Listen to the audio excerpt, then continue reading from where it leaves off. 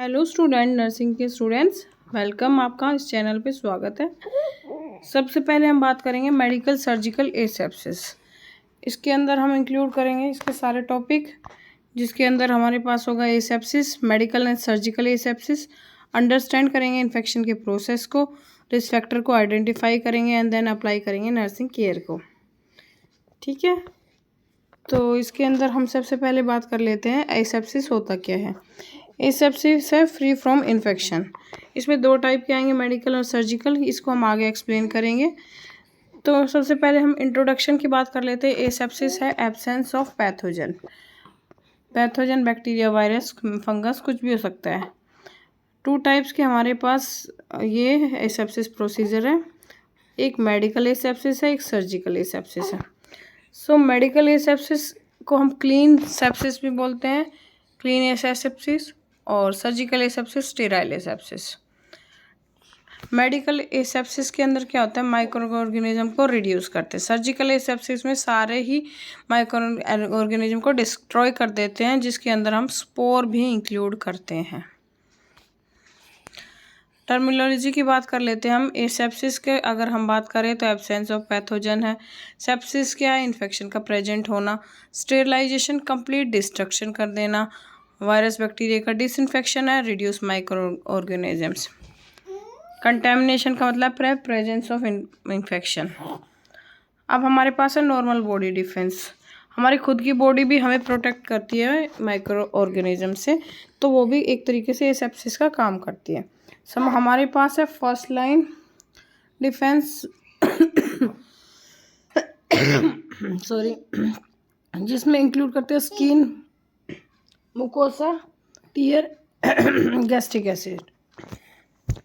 Second line inflammation, fever, phagocyte. सबसे पहले हमारी जब भी बॉडी में होते हैं तो सबसे पहले हमारी बॉडी के स्किन, मुकोसा कॉन्टैक्ट में आएंगे, वो प्रोटेक्ट करते हैं हमें इन्फेक्शन से। सेकेंडली फिर उसके बाद इन्फ्लामेशन और फीवर आता है हमें, ये साइन होता है इन्फेक्शन का। थर्ड लाइन एंटीबॉडीज़ बनती है, लिम्फोसाइट बनते हैं।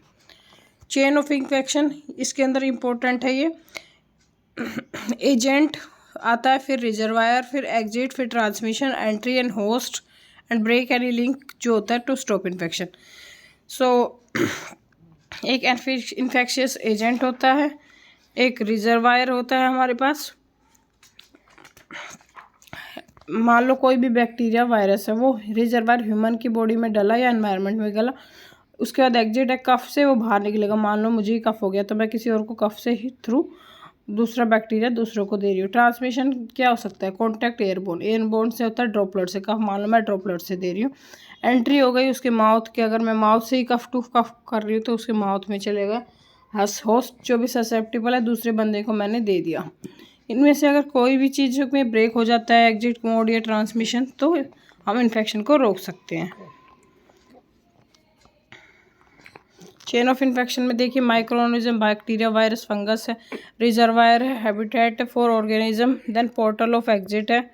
सलाइवा हो सकता है, यूरिन, कुछ भी हो सकता है। मोड ऑफ ट्रांसपोर्ट है, contact, droplet. Portal of entry है, mucosa lining, open wound, and then susceptible host.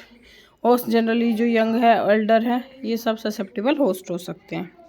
Cause infection, ये सारे bacteria, virus, fungus, poor hygiene, contaminated equipment. Risk factor, किसी की भी वीक इम्यूनिटी है, क्रोनिक डिजीज है, mail nutrition है, सर्जरी, हॉस्पिटल प्रोसीजर में जो है उनको ज़्यादा रिस्क है इन्फेक्शन होने का। हाँ, क्या हुआ? जा, गन की चाब खो दी इसने। वो ये पड़ी प्रशा, गन की देख, ये गोली रही बैग के अंदर। अरे ये रे बैग के इसमें साइड में डाल रखी। थैंक यू बोल, थैंक यू बोल। जा खेल ले जीजी के साथ। कहाँ थे? हाँ क्या क्या तुम दोनों फुटबॉल खेलोगे? खेल लो, जाओ। अब थोड़ी देर मैं वीडियो बना रही, शोर मत करो, थोड़ी देर रुको। हाँ, फिर पार्क में लेके चलूँगी, दोनों बाहर फुटबॉल खेलना, ठीक है?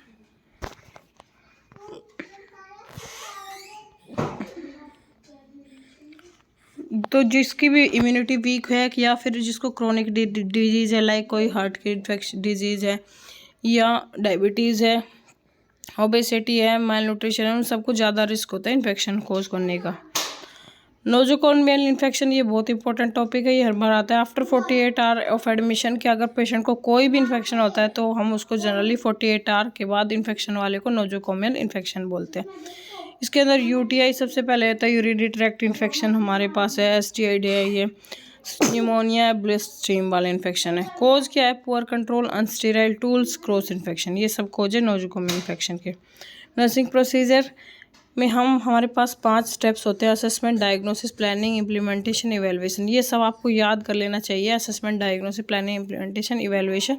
इससे ही हमारा पूरा नर्सिंग का हर ईयर में हम इसको पढ़ाएंगे। तो असेसमेंट में हम सबसे पहले साइन देखते हैं, पेशेंट की हिस्ट्री देखते हैं। डायग्नोस में रिस्क देखते हैं, उसको स्किन का इश्यू क्या है, रिस्क लाइक उसको माल न्यूट्रिशन तो नहीं है, कोई पहले से ओबेसिटी है। प्लानिंग में प्रिवेंट करेंगे हम स्प्रेड, कैसे उसको इन्फेक्शन से बचाएं।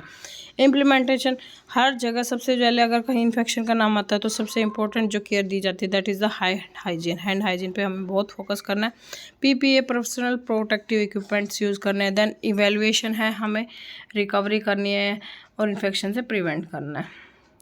मेडिकल एसेप्सिस के अंदर क्या, डिफ्यूजनेशन की बात कर लेते हैं, रिड्यूस करने हैं ऑर्गेनिज्म को। प्रिंसिपल क्या है? हैंड वॉश करेंगे, क्लीन एरिया करेंगे, लाइक बेड मेकिंग और ओरल कैरियर के टाइम पे। This is the medical asepsis. Example पूछ लेते हैं मेडिकल एसेप्सिस का क्या क्या है, तो आप बताएंगे बेड मेकिंग के टाइम पे, ओरल केयर के टाइम पे, मेडिकेशन कर रहे हैं तब तो हम स्टेराइल टेक्निक यूज़ करेंगे। ये देखो आप, मेडिकल एसेप्सिस के अंदर क्या हो रहा है, शो कर रहा है क्लीन टेक्निक, मीन्स हाथ क्लीन कर रहा है अच्छे से, रिड्यूस इन्फेक्शन। सर्जिकल डिस्ट्रॉय कर रहा है all microorganism include the spores. Principle क्या, स्टेराइल फीड रखना है, नो कंटेमिनेशन। एग्जाम्पल है सर्जरी के टाइम पर कैथेटर जब हम डालते हैं तो उसके टाइम पे हम मोस्टली सर्जिकल एसेप्सिस यूज़ करते हैं। तो ये इंपॉर्टेंट क्वेश्चन है कि कैथेटर डालते टाइम मेडिकल एसेप्सिस यूज होता है या सर्जिकल एसेप्सिस, तो हम सर्जिकल एसेप्सिस यूज़ करते हैं। सर्जिकल एसेप्सिस आप देख सकते हो, सर्जरी स्टेराइल एनवायरनमेंट मेंटेन किया गया है। डिफरेंस मेडिकल में जो है clean and daily care routine के बेस पे है, सर्जिकल स्टेराइल प्रोसीजर है।